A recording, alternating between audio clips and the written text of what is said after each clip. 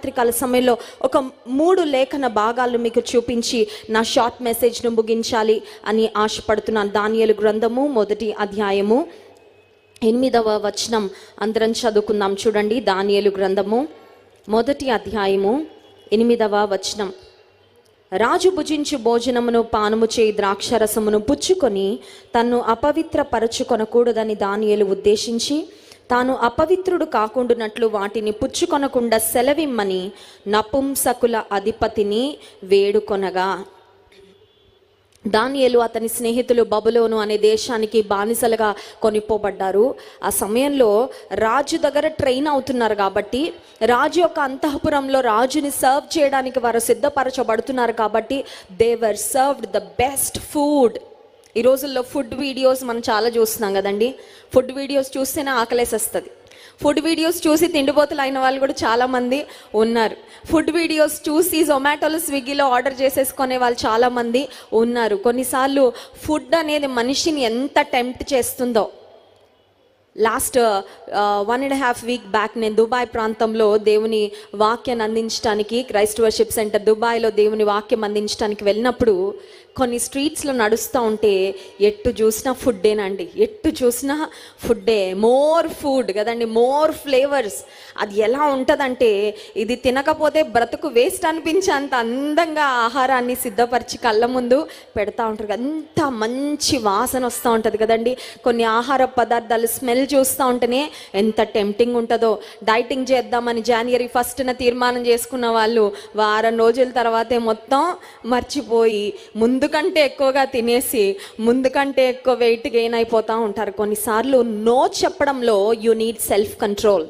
ఇందాక నేను చెప్పాను, నో చెప్పడం ఎందుకు కష్టం అంటే ఎదుటి వారిని నొప్పిస్తామేమో, ఎదుటి వారిని బాధ పెడతామేమో, ఎదుటివారు ఒకవేళ అపార్థం చేసుకుంటారేమో అనే భావన ఒకవైపు అయితే, మనలో నుండి వస్తున్న కొన్ని ప్రేరేపణలు, మనలో కలుగుతున్న శరీరాశ, నేత్రాశ, జీవపు డమ్మం, వీటిని చూపించేసుకోవాలి, అది చేసేయాలి, దీన్ని అనుభవించేసేయాలి, దీన్ని చూసేయాలి అనే భావనలు మన లోపల కలుగుతున్నప్పుడు అప్పుడు మనకి సెల్ఫ్ కంట్రోల్ కావాలి. సెల్ఫ్ కంట్రోల్ ఎవరికి ఉంటుందంటే, దేవుని ఆత్మ ఎవరు కలిగి ఉంటారో, ఎవరు రక్షణ పొందుతారో, పరిశుద్ధాత్మ ద్వారా నియంత్రించబడతారో వారిలో ఆత్మ ఫలమైన ఆశ, నిగ్రహము ఉంటుంది. హల్లెలూయా. కంట్రోల్ లేకుండా బిహేవ్ చేయడం చాలా ఈజీ అండి. బ్రేకులు లేని బండిలాగా ఎన్ని యాక్సిడెంట్లు అయిపోతాయో. కానీ కంట్రోల్తో జీవించడం చాలా కష్టము.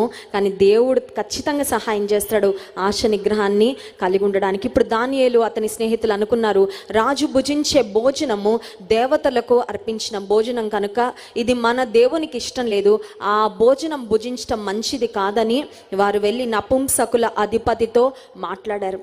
నేను అనుకుంటున్నాను ఖచ్చితంగా వారు సాక్రిఫైస్ ఆ రోజు చేశారండి.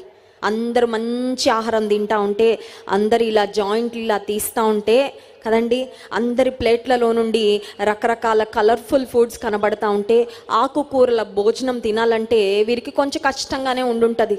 ఖచ్చితంగా వారు త్యాగం చేశారు దేవుని కొరకు.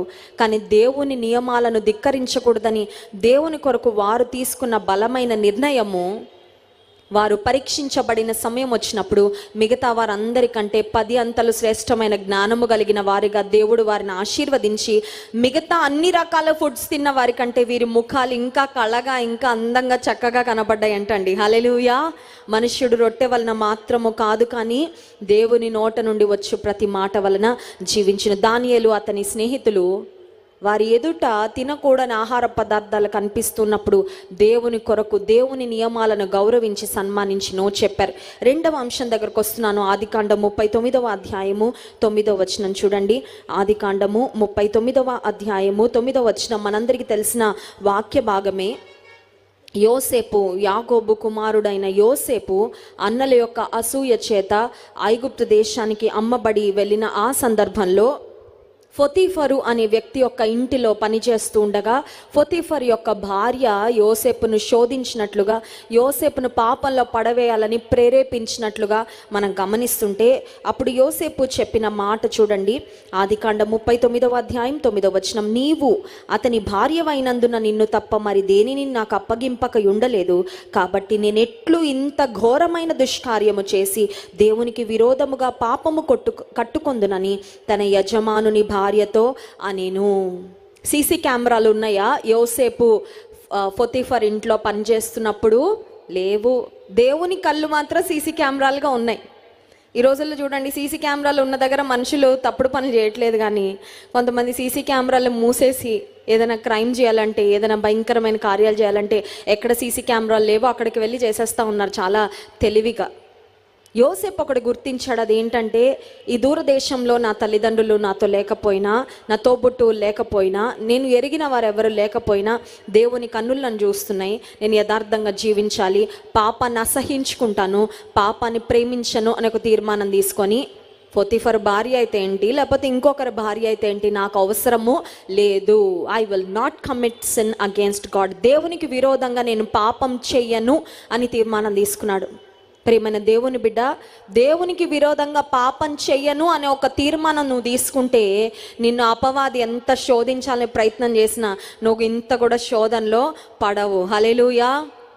కొంతమంది తీర్మానమే తీసుకోరండి, నో డెసిషన్, అసలు స్థిరమైన ఆలోచన ఉండదు. తీర్మానం లైఫ్ ఎలా వెళ్తుందండి? దేవుని కొరకు ఏమైనా తీర్మానాలు తీసుకున్నారా? ఏం లేదండి, అలా ఫ్లోతో కొట్టుకొని వెళ్ళిపోతూ ఉంటామండి. కొంతమంది పాపం ఎందుకు చేయరంటే, పాపం చేసే అవకాశాలు రాక చేయరు అంతే. వాళ్ళు ఏదో పెద్ద దేవుని కొరకు జీవించాలని తీర్మానం ఉండి కాదండి. అవకాశం వస్తే చక్కగా చేసేస్తారు.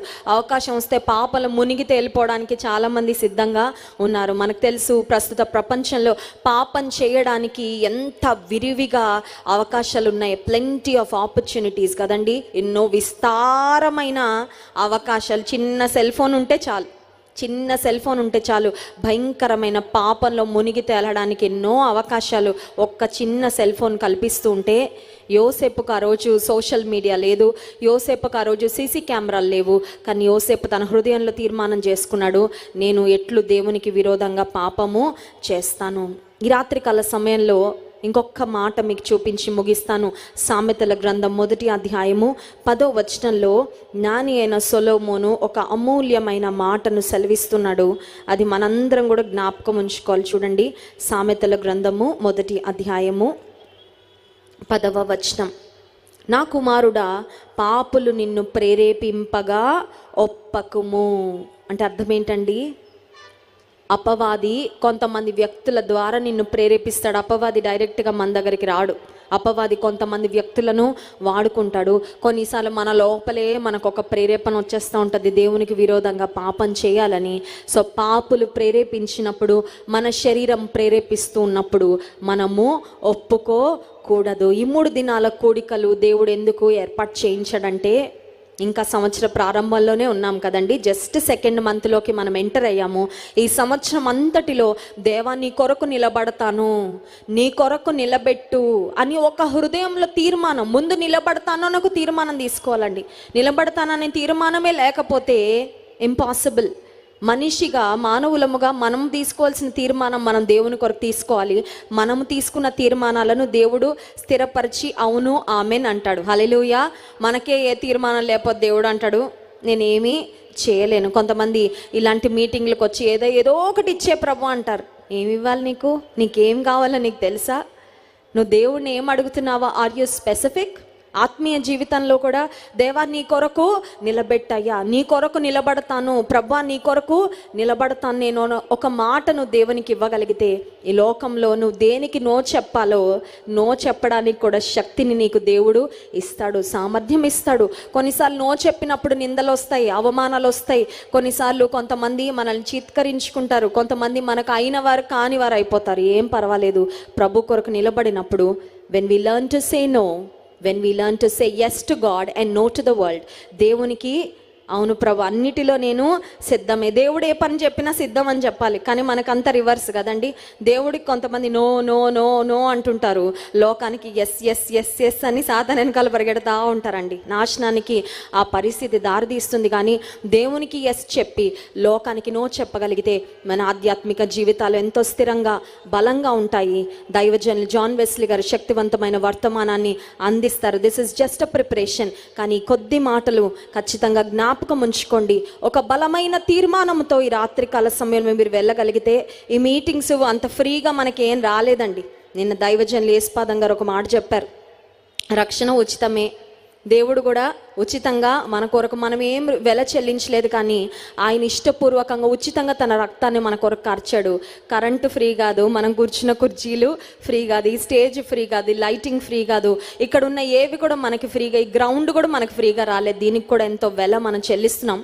అయితే ఇంత వ్యయ ప్రయాసలు కోర్చి ఇంత ఘనంగా ఈ మీటింగ్స్ ఊరికే ఏర్పాటు చేయలేదండి. మాకు ఏదో పని లేకపోతే టైంపాస్ కోసమో ఈ మీటింగ్స్ ఏర్పాటు చేయలేదు, కానీ ఒక భారంతో దైవజనులు జాన్ వెస్లీ గారు ఈ మీటింగ్ ఏర్పాటు చేశారు. కారణం ఏంటంటే కొన్ని ఆత్మలైనా రక్షించబడాలి, పడిపోతున్న కొంతమంది అయినా నిలబడాలి, జారిపోతున్న కొంతమంది అయినా దేవుని కొరకు కొన్ని నిర్ణయాలు తీసుకొని, తీర్మానాలు తీసుకొని ప్రభు కొరకు జీవించాలని. కనుక ఈ రాత్రి కాల సమయంలో ఈ మీటింగ్ నుండి వెళ్ళిపోకముందు take a decision for God. దైవజనులు దేవుని వాక్యాన్ని అందిస్తుండగా కొన్ని తీర్మానాలు ప్రభు కొరకు తీసుకోండి. మనం తీర్మానాలు తీసుకుంటే వాటిని దేవుడు ముద్రిస్తాడు, వాటిని దేవుడు స్థిరపరుస్తాడు, వాటిని మన జీవితంలో నెరవేరుస్తాడు. అట్టి కృప దేవుడు మనందరి పక్షంగా అనుగ్రహించి నడిపించునుగాక. ఆమేన్.